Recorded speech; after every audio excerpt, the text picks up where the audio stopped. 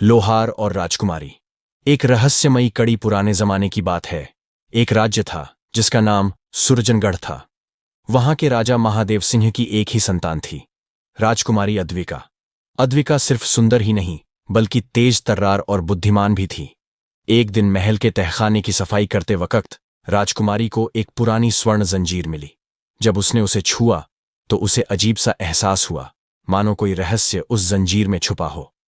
उस पर कुछ अजीब लिपि में लिखा था जिसे पढ़ पाना मुश्किल था। राजा ने पूरे राज्य में ऐलान करवाया कि जो इस जंजीर का रहस्य सुलझाएगा उसे मुंह मांगा इनाम मिलेगा। कई पंडित, जादूगर और कारीगर आए, पर कोई इस लिपि को नहीं पढ़ सका। उस राज्य में एक साधारण और ईमानदार हुनरमंद लोहार वीरेंद्र रहता था। वह अपने लोहे के काम के लिए मशहूर था, लेकिन उसकी पहचान उसके रहस्यमयी ज्ञान के कारण भी थी। जब उसे इस जंजीर की बात पता चली तो उसने महल में जाने का फैसला किया। जब वीरेंद्र ने जंजीर देखी तो उसकी आंखों में अजीब सा तेज चमका। उसने कहा, यह जंजीर सिर्फ सोने की नहीं बल्कि इसमें कोई पुराना जादू बंधा हुआ है। राजकुमारी ने हैरानी से पूछा, तुम ऐसा कैसे कह सकते हो? वीरेंद्र मुस्कुराया और धीरे से कहा, क्योंकि यह मेरे पूर्वजों की बनाई हुई है। राजा चौंक उठा, क्या बकते हो? यह कैसे हो सकता है? वीरेंद्र ने बताया कि उसके पूर्वज कभी इस राज्य के राजकारीगर थे, लेकिन एक राजद्रोह की साजिश में उन्हें दोषी ठहराकर महल से निकाल दिया गया था। यह जंजीर उस समय की आखिरी निशानी थी।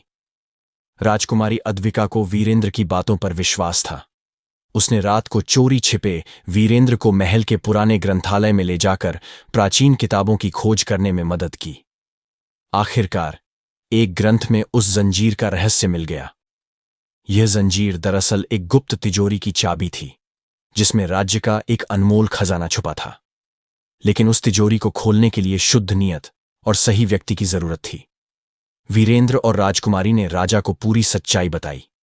राजा ने वीरेंद्र को परीक्षा में डालने के लिए कहा। अगर वह सच में योग्य है तो उसे उस तिजोरी को खोलना होगा।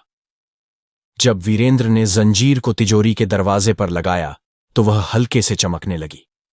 अचानक तिजोरी खुद ब खुद खुल गई और अंदर सैकड़ों वर्षों पुराना खजाना मौजूद था।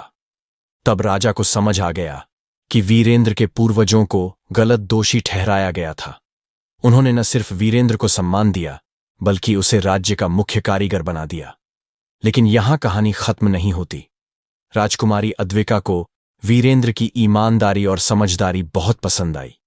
क्या वह उसे अपने जीवन साथी के रूप में चुनेगी या वीरेंद्र अपनी साधारण जिंदगी में ही खुश रहेगा? यह फैसला भविष्य के हाथों में छोड़ दिया गया। पार्ट 2 के लिए कमेंट करें।